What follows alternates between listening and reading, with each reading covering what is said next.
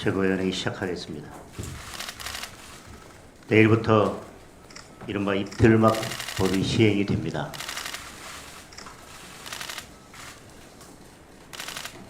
오늘 최고위원회의 시작하기 전에 저희들이 이 법의 부당함을 알리기 위해서 검정색 마스크를 쓰고 입장을 했습니다.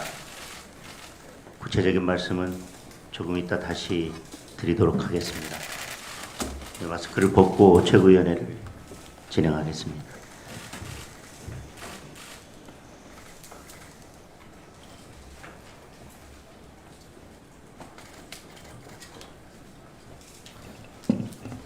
먼저 특검에 대한 말씀을 드리겠습니다.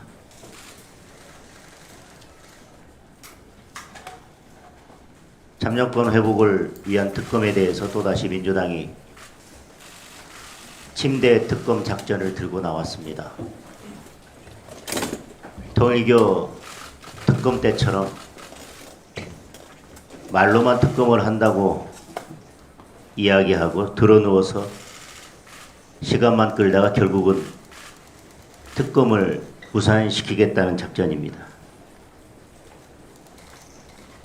민주당 특검 추천 배제가 궤변이라고 합니다. 그동안 국민의힘 배제 특검을 수없이 밀어붙였던 것을 기억 못하는 겁니까? 선관위를 이 지경으로 만든 것이 민주당입니다. 제3자 추천 특검이 현실적이고 공정하다고 주장합니다. 그러면 그동안 민주당이 밀어붙인 특검들은 비현실적이고 불공정했다고 스스로 인정하는 겁니까? 수사 범위도 이번 사태와 선관위 내부로 제한하겠다고 합니다. 이야말로 진상규명을 거부하겠다는 무책임한 목리입니다. 투표함에서 지난 선거 투표 용지들이 튀어나왔습니다. 선거 당일 서영교 의원과 노태학 전 위원장이 통화한 사실까지 드러났습니다. 과거부터의 모든 진상을 규명하고 선거 카르텔까지 뿌리를 뽑으려면 수사 범위 제한이야말로 어불성설입니다. 다시 한번 강조합니다. 이번 특검은 처음부터 국민이 요구했고 결국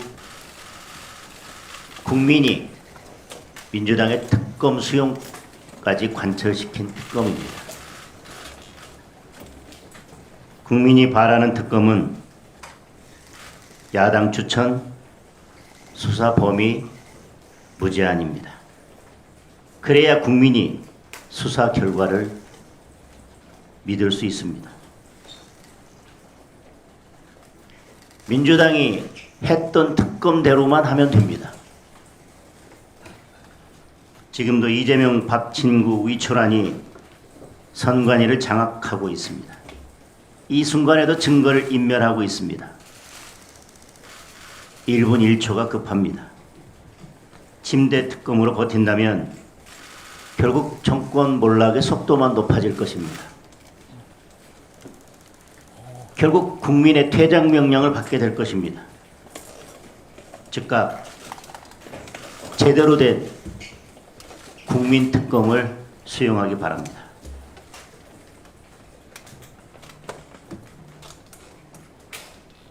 민주당이 법사위를 독식한 것으로 모자라서 사실상 필리버스터를 없애고 패스트트랙을 강화하겠다고 합니다.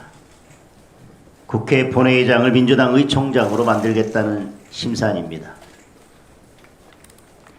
이재명 재판 취소 특검을 밀어붙여야 하는데 야당의 목소리가 국민들에게 생중계되는 것이 두려운 겁니다. 검찰을 해체하고 보안 수사권까지 박탈하면서 국민이 그 진상을 알지 못하도록 막겠다는 것입니다. 이대로 가면 이재명 재판 모두 취소될 것입니다. 이재명과 민주당의 권력형 비리 수사는 올스톱될 것입니다. 최근 광주 여고생 피살 사건만 봐도 이재명 사법 쿠데타의 피해는 고스란히 국민들에게 돌아갑니다. 최고위원회를 시작하면서 말씀드렸지만 내일부터 개정 정보통신망법, 소위 입틀막법도 시행됩니다.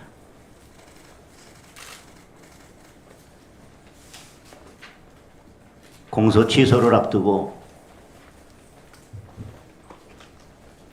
기존의 레거시 언론은 물론 유튜버들 입까지 모두 틀어막겠다는 것입니다. 정부가 아무렇게나 가짜뉴스 딱지만 붙이면 과징금이 최대 10억입니다. 그동안 이재명 정부가 해왔던 행태를 보면 마음대로 가짜뉴스 딱지를 붙이는 것은 일도 아닙니다. 그 무모한 일을 할 것입니다. 하고야 말 것입니다. 결국 모든 국민들의 입을 틀어막고 말 것입니다. 이재명 반대하는 댓글은 온라인에서 완전히 사라질 것입니다. 우리 당만이 아니라 국제 언론 단체들까지도 우려하는 법안입니다. 그런데도 민주당이 밀어붙였고 대통령은 시행령으로 화답했습니다. 반중 언론 문 닫고 감옥 보낸 홍콩의 모습이 떠오릅니다. 국민의 눈을 가리고 귀를 막고 입까지 틀어막으면 그 끝은 바로 이재명 독재의 완성입니다. 결국 헌법 개정에서 연임하겠다고 나설 것입니다.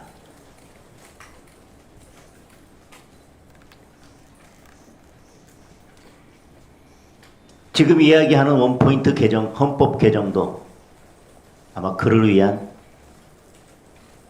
빌드업일 것입니다. 국민의힘은 정보통신망법을 다시 개정해서 국민의 자유를 지키고 올바른 검찰 개혁안을 추진해서 국민을 보호하겠습니다. 국민을 지키는 법을 만들고 권력을 지키는 법은 막아내겠습니다. 경제위기 관련해서도 한 말씀 드리겠습니다. OECD가 우리 경제에 경고장을 보냈습니다. 내년 성장률 전망치를 1.9%로 낮춰 잡았습니다. 정부 부채 비율 전망치를 수정해서 내놓으면서 이미 정부 부채 비율이 GDP의 50%를 넘었다고 밝혔습니다. 부동산 세제부터 교육, 노동, 연금, 재정까지 전방위적인 구조개혁이 시급하다고 진단했습니다. 실제로 지금 우리 경제는 벼랑 끝에 있습니다. 작년 사업자 폐업이 100만에 육박하면서 폐업률이 8.64%에 달했습니다. 소상공인 주요 업종 폐업률은 11.08%로 두 자릿수를 기록했습니다. 자영업자 대출 잔액은 1,000조 원을 넘었고 연체는 22조 원에 달합니다. 청년 일자리는 사실상 절벽입니다.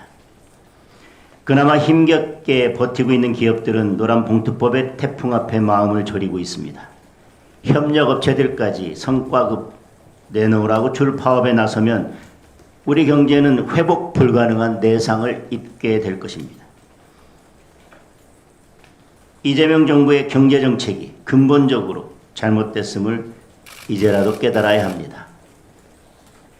이 와중에 미국 의회는 우리 정부의 쿠팡 사태 대응을 비판하는 공식 보고서를 내놓았습니다. 백악관도 우려를 표명했습니다. 미국의 무역법 301조 조사에 영향을 끼칠 가능성이 높습니다. 쿠팡의 로비를 탓하면서 가볍게 넘길 수 있는 상황이 아닙니다. 미국의 경제 제재와 보복이 현실화된다면 결국 우리 기업의 막대한 손실과 국민 피해로 이어질 것입니다. 이재명 정권의 유일한 자랑인 증시도 불안하기만 합니다. 외국인은 올해만 국내 주식 157조 원을 팔았고 최근 11일 연속으로 36조 원이 우리 증시를 떠났습니다. 국민연금으로 언제까지 버틸 수 있겠습니까? 증시로 국민의 눈을 속이는 경제 정책이 아니라 기업이 마음껏 투자하고 좋은 일자리를 들여서 경제가 살아나는 올바른 경제 정책을 펼쳐야 합니다. 다시 한번 이재명 정권의 경제 정책 대전환을 강력하게 촉구합니다.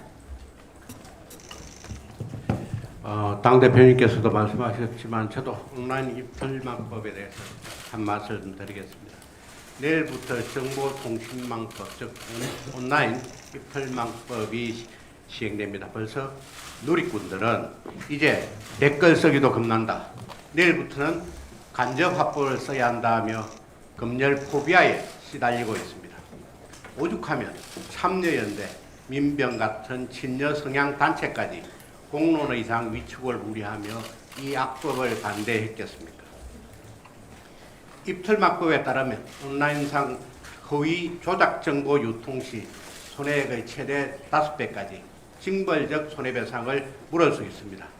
그런데 허위 조작 정보인가 아닌가 여부를 방미통일 산하 단체가 판단하게 됩니다. 이미 이 정부가 방미통일을 장악한 방식대로 이 단체의 친정부 인사를 채워넣으면 정치 권력이 입맛대로 진실, 허위 여부를 재단하게 됩니다.